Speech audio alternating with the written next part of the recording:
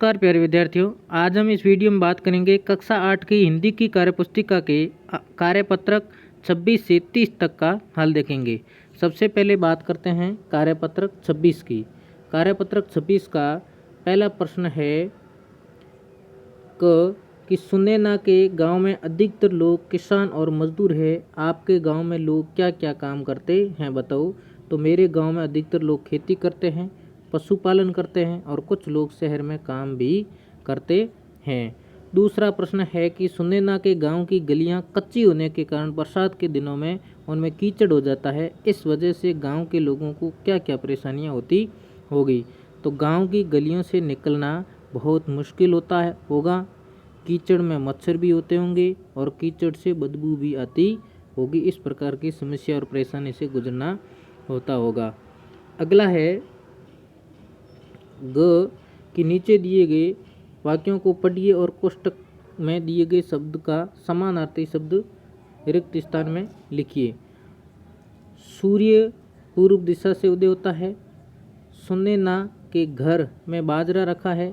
मोहित ने कहा कि आज हवा तेज चल रही है। मेरे गांव की धरती सबसे प्यारी लगती है। आज आसमान में बादल छा रहे हैं। अगला है कार्यपत्रक 27। कार्यपत्रक 27 का में जो एक पैराग्राफ दिया गया है उससे कुछ परते पूछे गए हैं। जैसे पन अपनापन में पन पढ़ते हैं, आहट घबराहट में आहट पढ़ते हैं, एक धार्मिक में एक पढ़ते हैं। इसी प्रकार और शब्द बनाने हैं। बचपन, अकेलापन, झंझनाहट, सरसराहट, कार्मिक, मार्मिक, बलवान, गाड़ीवान, दूध वाला, सब्जी वाला, चित्रकार, मूर्तिकार, धुलाई, कमाई। इसी प्रकार ईमानदार और जमींदार। दूसरा प्रश्न है कि नीचे दिए गए उपसर्गों से तीन शब्द बनाइए। यानी अभी उपसर्ग से 3 शब्द बनाने। अभिमान, अभिप्राय, अभियोग। अन उपसर्ग से अनजान, अनमोल, अनजान।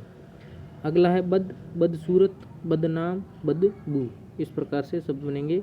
तीसरा प्रश्न है कि नीचे दिए गए शब्दों में उपसर्ग जोड़कर शब्द बनाइए।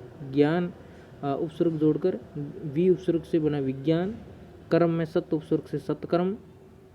जोर में कमजोर, सफर में हम सफर, जय पराजय और हाल बेहाल। इस प्रकार से लिख सकते हैं। अगला है कार्यपत्रक 28। कार्यपत्रक 28 का पहला प्रश्न है कि निम्नलिखित कारक चिन्हों को उनके उपयुक्त कारक के सम्मुख लिखिए। करण से के द्वारा, संप्रदान के लिए, कर्म को अपादान से पृथक होने के लिए से आएगा। दूसरा प्रश्न है कि रेखांकित पदों के कारक का नाम नीचे दिए गए शब्दों से छांटकर लिखिए। दिव्या मोना से लंबी है, अपादान कारक होगा। गुड्डू ने विमल को उत्तर दिया, कर्म कारक होगा। चौक से लिखा है तो करण कारक होगा। पर्स में 20 रुपये ने अधिकरण कारक होगा। तीसरा प्रश्न है कि निम्नलिखित वाक्य में प्रयुक्त कारकों का नाम एवं कारक चिन्ह बताइए। कारक, कारक का चिन्ह तो संबोधक का ये होगा चिन्ह। संबंध कारक के कर्ता कारक ने, संप्रदान से, अपादान के लिए और कर्म कारक को होगा। अगला है संप्रदान कारक एवं संबंध कारक का प्रयोग करते हुए 2 वाक्य बनाइए। संप्रदान, माँ ने बच्चे को मिठाई दी। संबंध कारक, यह किताब मोमन की है।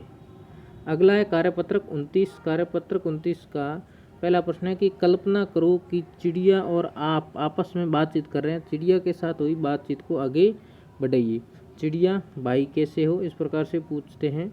तो चिड़िया, मैं दूर तालाब के किनारे गई थी। आप पूछोगे कि वहाँ क्यों गई थी। अगला है चिड़िया जवाब देगी, यहाँ हमें पीने का पानी नहीं मिल रहा था। आप पूछोगे अब वापस आने की कैसे सोची। अब यहाँ खूब बारिश हो गई है, अगली बार मैं आपके लिए पानी रखूँगा, फिर तो हम यहीं रहेंगे। मुझे आपकी आवाज़ अच्छी लगती है। दूसरा प्रश्न है कि नीचे कुछ शब्द दिए गए हैं। प्रत्येक की वर्तनी के लिए 4 विकल्प दिए गए हैं। विकल्प में इनमें से एक शब्द की शुद्ध वर्तनी दी गई है। तुमको उस शुद्ध वर्तनी का चयन करके लिखना है एक वाक्य। मोहित को नीम की निंबोरी अच्छी लगती है। दूसरा है उन्मुक्त गगन में पक्षी उड़ रहे हैं। अगला है कार्यपत्रक 30। कार्यपत्रक 30 का पहला प्रश्न है कि दिए गए चित्र को देखकर कविता की पंक्तियों को पूरा कीजिए। तो यहाँ पर बादल को बुलाती है, मेरे गांव के खेत में प्रकृति की शान निराली, इसी प्रकार। और यहाँ लहलाती है, अपना प्यार दिखलाती है, के खेत में चहूँ और फैली हरियाली। इस प्रकार से आप देखकर भी रिक्त स्थान की पूर्ति कर सकते हैं। धन्यवाद।